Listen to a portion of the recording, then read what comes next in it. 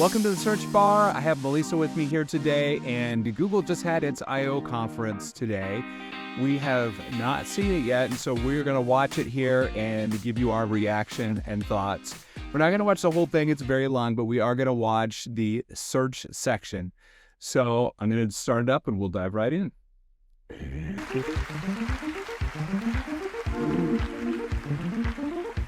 Thanks, Dennis. AI is advancing our timeless mission to organize the world's information and make it universally accessible and useful.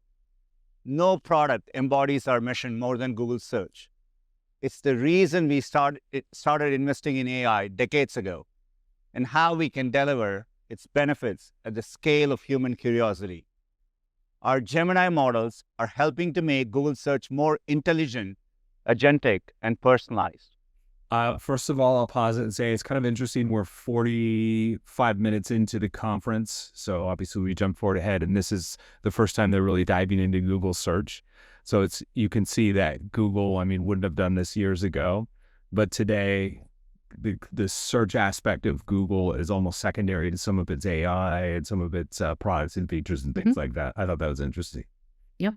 A great example of progress is our AI overviews. Since launching at I/O last year, they've scaled up to over 1.5 billion users every month in more than 200 countries and territories. As people use AI overviews, we see they are happier with their results and they search more often. In our biggest markets like the U.S. Okay, so they're happier with their results. I feel like if you go out into Reddit, you don't necessarily find that to be the case. Although I will say, I think what they are doing is they're developing habits, which is going to really get us more used to the behavior that they're actually wanting to push us to, which is more of a full-on AI approach. And I think that's why they're kind of referencing this first before they talk about AI mode, which I know they're going to get to at some point here. And then the second thing that he kind of mentioned was that there's more searches happening because of it. I don't know that you can attribute it's because of AI overviews that more searches are happening. That would actually kind of defeat the purpose of AI overviews. But I do think because of other platforms where people are discovering information, they are then hopping to Google and doing more searches there because of that, whether it's a branded search or a navigational search, because we do see that branded search is the thing that continues to increase more so than non-branded search. And they search more often. In our biggest markets like the US and India, AI overviews are driving over 10% growth in the types of queries that show them. What's particularly exciting is that this growth increases over time. It's one of the most successful launches in search in the past decade.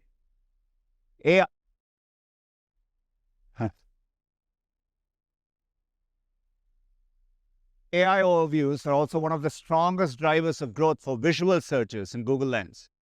Lens grew 65% year over year, with more than 100 billion visual searches already this year. So people are asking more queries, and they're also asking more copy.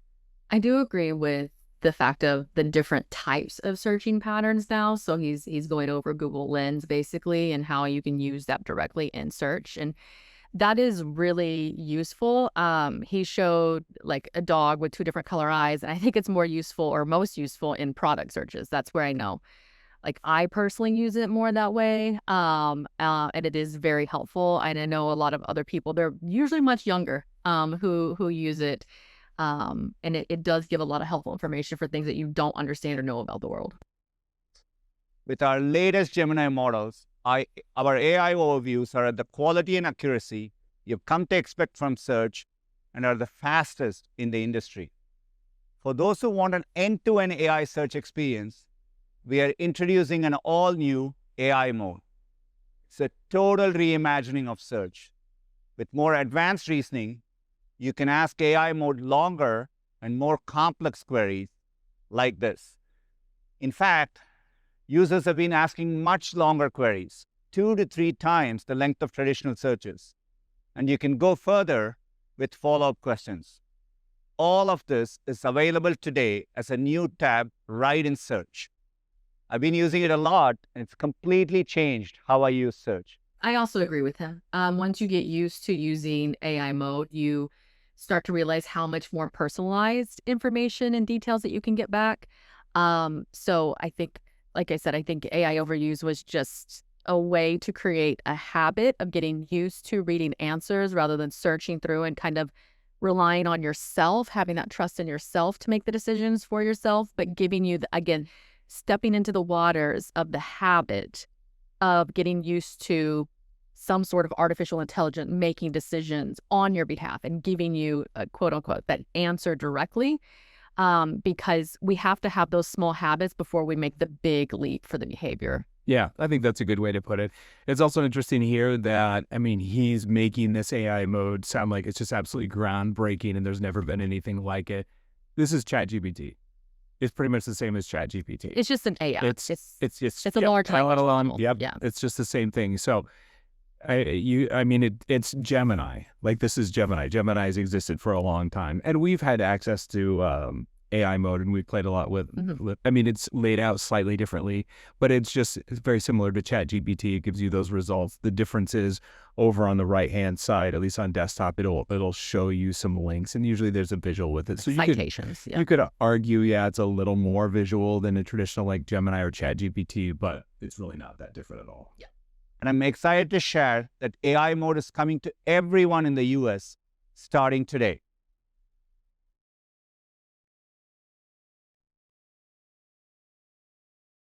AI mode is where we will first bring our frontier capabilities into search.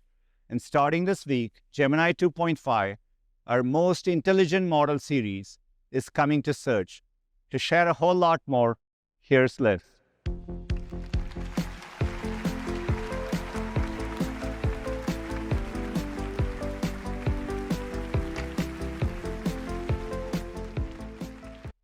Thanks, Sundar. In just 1 year, there's been a profound shift in how people are using search. For years, people have come to Google to ask questions like this.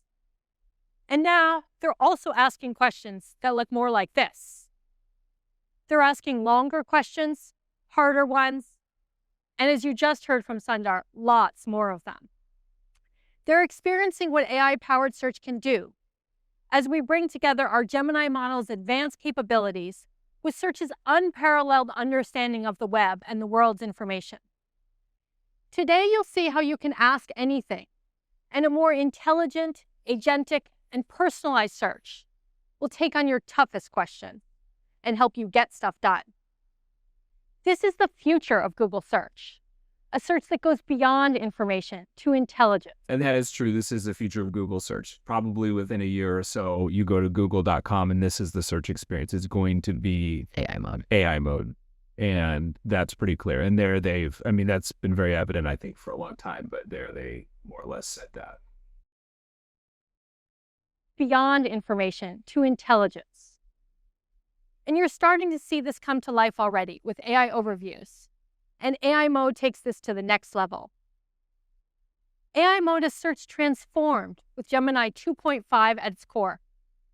It's our most powerful AI search, able to tackle any question. And as Sundar announced, we're excited to start rolling out AI mode for everyone in the US, starting today.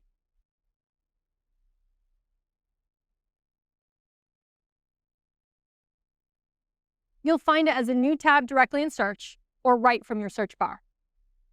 AI mode will be loaded up with all of our best AI features and capabilities. But it's even more than that. It's a glimpse of what's to come. Over time, we'll graduate many of AI mode's cutting-edge features and capabilities directly into the core search experience. That starts today as we bring the same models that power AI mode to power AI overview. So again, they're just saying they're just creating habits so that we can have a behavior that they want in the future. Yeah. Because there's no reason to delineate AI overviews from AI mode at this point. Right. Yeah. And like you said, it's kind of like a 3-step process. Since, okay, we had traditional Google search and then they added AI overviews, which still worked as traditional search, but you had a little AI information. And now the step is to optionally click to go to Google AI mode and have that experience. And the next step is that is full experience. And it's not as it's not optional. There's no traditional results. It's just AI mode. Even better, with personal context, deeper research, complex analysis and visualization, live multimodality, and new ways to shop. Now that's a lot because AI mode can do a lot. So let's dive in. First, with AI mode, you can ask whatever's on your mind. And as you can see here, search gets to work. It generates your response, putting everything together for you, including links to content and creators you might not have otherwise discovered, and merchants and businesses with useful information like rating. Yeah, so I guess that's their way of saying that they're going to get more independent and non-traditional, like large publishers in those results is what it's basically saying. Well, and then she just said with links you might not have otherwise discovered. So that seems to be a small stab at like a ChatGPT or even just another generative AI experience, because indeed you do not have those big visual links, which this does have over on that right-hand side and even at the bottom occasionally. So that, that could be a plus here because it is a little bit more visual and the links are a bit more apparent, which I mean is good. Like, I don't want Google to lose that experience of having links to other website very evidently. That's like at the heart of Google for years. And I think that's a good thing. We do want organic links included. Well, yeah, because you also want to attribute where they got that from, because Google didn't write all of this information to be able to answer all of this. So if they're going to use it, they should attribute it where it came from. Otherwise. There's problems. And the good thing about this is it's a little more evident than if you do like a ChatGPT search, and it does often attribute, but it's a very, very small gray icon, so it's not as evident. With personalized suggestions based on your past searches. You can also opt in to connect other Google apps, starting with Gmail. We call this personal context, and you'll see when AI mode is bringing yours in to help. So now, based on your recent restaurant bookings and searches, it gets that you prefer outdoor seating. And since you subscribe to those gallery newsletters, it suggests some cool art exhibits to check out while you're in town. But that's not all, because your flight and hotel confirmations are in your inbox. I do like that they're showing what they're pulling from to get the answers for you, because that would be one. Like it says, it's pulling from websites, pulling from maps, and then it says pulling from Gmail. Because you want to know when it's using your personal information to do that. That is cool. I mean, pulling from Gmail. And of course, you should opt in for that. You should have the option to not have Google crawl through all your content that you own. But, it could be handy, obviously, if you're willing to allow it to jump into Gmail or your Google Drive or your Docs or whatever that might be. That is a cool option. Yeah. And for some of that personalized information. Again, this is an area where Google can stand apart from its competitors. Yeah, just remember, if you have had a Gmail like I have had since way back when Google started, there's a lot of things in there you might not remember that you have as words and contextual references. So just think of that when you decide to opt into things, what that really means when you opt in. Yeah, and the whole dilemma, of privacy and things like that. But basically, you're giving big tech more access to your content, and not just access to it, but permission to display it in different platforms. And you do all open yourself up to the situations. Yeah, just because it has to have. It's not like it's going to use all of your Gmail content for that one reference and then forget it all. There's no way in which they would do that. Once you hit the opt-in button, it's already going through and organizing and cataloging what is already in Gmail, because it's probably going to take a bit of time anyways. And so just remember, it's probably not like immediately deleting that. It's probably going to store that. Probably not. And maybe it will ignore I don't know, spam emails or ads or anything like this. But then it's like, oh, wait a second, is email marketing going to become slightly more effective because it can be crawled and referenced in some ways? That's actually a really good interest point, because I would then want to use, if I was them, I would want to use any interactions that people had back to it. Like if anybody emailed back to an automated, marketing email and said, not that people would normally do that, but my point is, like, there are some interesting things that you could maybe gather as usable engagement metrics. And the same with text. I mean, if it gets to the point where it's looking through, your texts that you've been sending, this is where, getting in front of your audience in different ways can be really helpful. Like, not necessarily spamming text, but if there's any way you get people to opt in, and you can see the benefit of that. So I'm a huge baseball fan. And lately, there's been a lot of buzz about these new torpedo bats. If you don't follow baseball, it's a new bat design where more of the weight of the bat is in the sweet spot. As you can see, I've been digging in on whether it's making a real impact on the game. And now, I'm wondering what the numbers say. So I'll ask, show the batting average and on-base percentage for this season and last for notable players who currently use a torpedo bat. Think about it. There are so many parts to that question. Search needs to understand who the notable players are, which ones are using torpedo bats, and their knowledge graph all over it. I get this helpful response, including this easy-to-read table. And I know that this is fresh and accurate. Okay, so this has knowledge graph written all over it? Yeah. And the reason for, and this is, knowledge graph, even though it's a really easy word to say, is it paints a very beautiful picture of things that are very, very technical.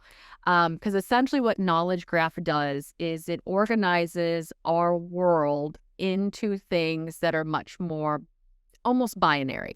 So like Drew and myself, you, even a business would be an entity, right? There are different entities. So we're not looked at it, we're looked at as things that are similar, that have a way of communicating to each other.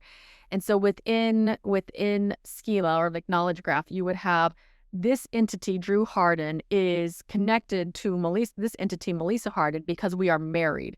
And so it can understand our relationship to each other. It would then have almost like a family tree for you, for me.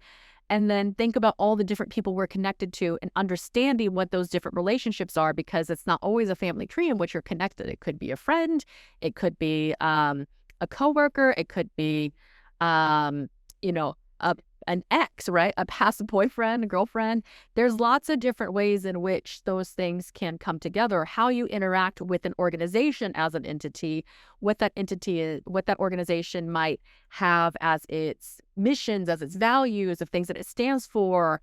And then you have, you see here, like team, batting average, you've got a lot of pieces of data that can be attributed to any of those entities. Like you can attribute my age, you can attribute my children, there's lots of different things that can come out, how everything relates to the entire world. So especially if you think of it as what the World Wide Web originally is always thought of as spiders and spider webs, and how every little piece is linked together. That's where you get backlinks and hyperlinks and words like that. That's originally where they came from.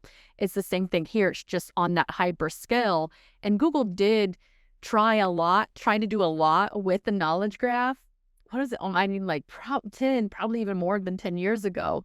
And you basically only got as far as celebrities and really high-level politicians, really is where it was connecting a lot of those dots, because that's a lot of work, like on the back end, for those of us who understand how you would put a website together, how you would put the tech and all of that together. And then even from because I've done this a lot, like inputting all of that information into the website or into the code for it to understand. It's a lot of work to connect the entire world and how everybody relates to each other. That is where AI can come in and start to make a lot more of those connections, especially once it has, billions of users connecting their Gmails, and then you got a lot of sense of connections within there. You hook up, you let it have access to any of your socials. You got a lot of understanding, right? Because what you were missing was that language model to understand all the contextual references to make the connections. So this is where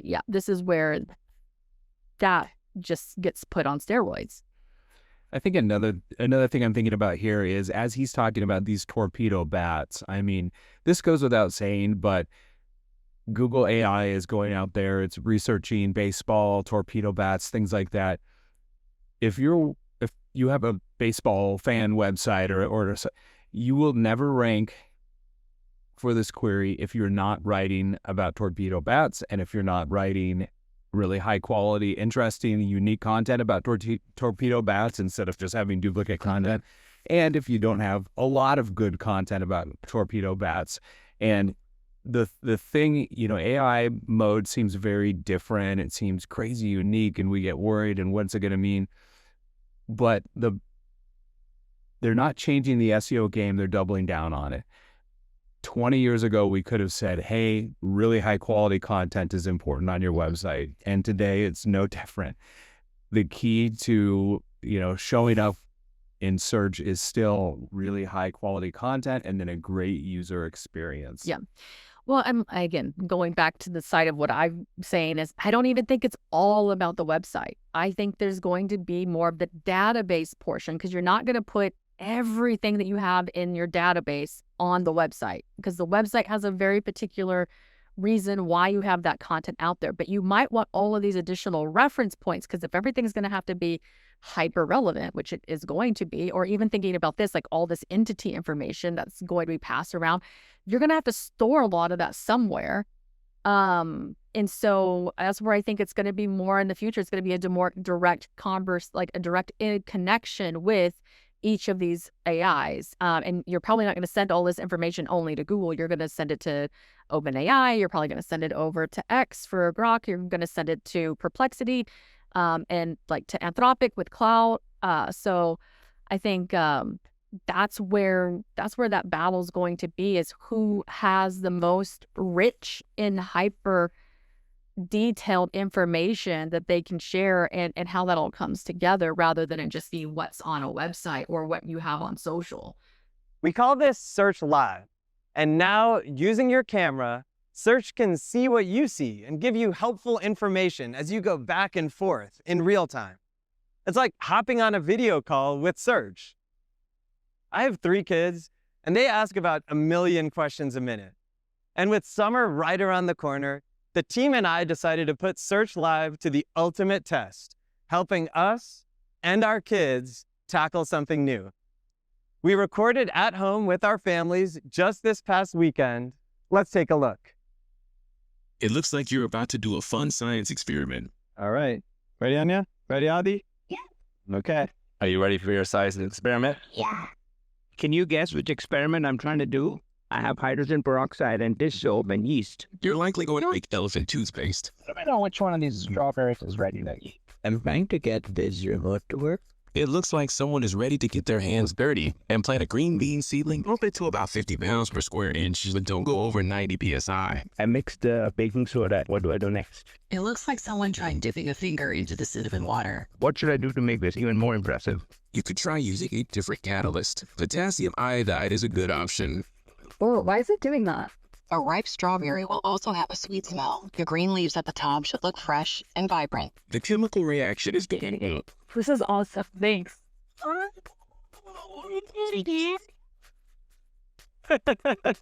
Oh boy. How do I get strawberry stains out of for sure? Try using a mix of 1 tablespoon white vinegar, half a teaspoon. So that's interesting. Search Live. So basically, I think he gave a good example there where he said this is like being on a video call with Search. Yeah. I also think it looked like it worked way better than it actually does. I mean, it says coming to AI mode. I don't know. I would assume that they would have this out in beta first. But I do like that they had citations. That's the first time where I've seen it have a lot of citations of where they're pulling the information from. And that's also a lot of, like, when I'm thinking, because I know some people are concerned about sustainability, that is going to be a freak ton of energy used to do all of that contextualization totally. on the fly. Yeah, totally. And this is why, the push to, have all these data centers built and ramp up, electricity production and even think about like nuclear energy and things like that, because this AI stuff uses a lot. Yeah, of energy. to do that on the fly, because essentially the AI voice is generating comments on the fly to pull that back. And I'm sure there was probably more downtime before the AI voice was actually answering, rather than as instantaneous as it was kind of coming back. But I mean, give it 6 months and it will probably be that fast.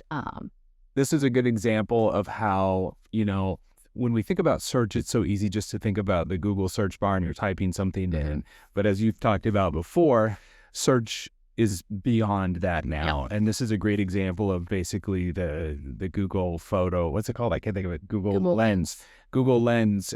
This is Google Lens. So you're doing a visual search, but it's also having some real-time feedback with video and everything. And so, the modern era of search is more than just typing in a query. Yeah. Again, this is where Google has a really big advantage over the other LLMs, because all of that contextualization, I'm sure they are pulling that from all the data that they have from YouTube. And that's how they've trained it, where ChatGPT doesn't have any past video data to train that on. I'm sure any LLM can get up to speed really quickly, but I'm just saying Google does have an advantage because YouTube has been one of its properties for a very long time. And I think again, thinking about it from the SEO sort of the lens or the marketer side of it, it is, how do you then optimize into that? This is something that I've been very, had a soapbox basically with a lot of my clients, is like, video is where this is going to go, because that is how we interact at this point, whether we are saying that we watch, 2.5 hours or more a day of videos in TikTok, if you're a typical TikTok user, or or if you're not a TikTok, you might be over on YouTube. So like, people who watch YouTube and YouTube Shorts, they consume hours of that daily as well. And so that's how we know that that's the way we want to communicate. That's the way we want information coming to us. And so it makes sense that we're tired of typing to get a lot of that information back to us. And this is a much easier way of doing that. So I applaud Google for doing the search live. That's actually the most interesting thing I think I've seen so far. That is interesting. Yeah. We could go on like forever, and we're going to call it there. But we're going to be talking a lot more about this on the channel and parsing through a lot of these things. We're also going to do video on AI coming to Chrome, which is very interesting, how AI Gemini is going to be able to summarize web pages and articles and things like that. So we'll talk about that soon. If you want us to join you and talk about some of this stuff and break it down at an event you have, whether it's live or in person, we're always happy to do that too. Don't hesitate to reach out if you'd like us to speak at your event. Thanks. We'll talk to you next time.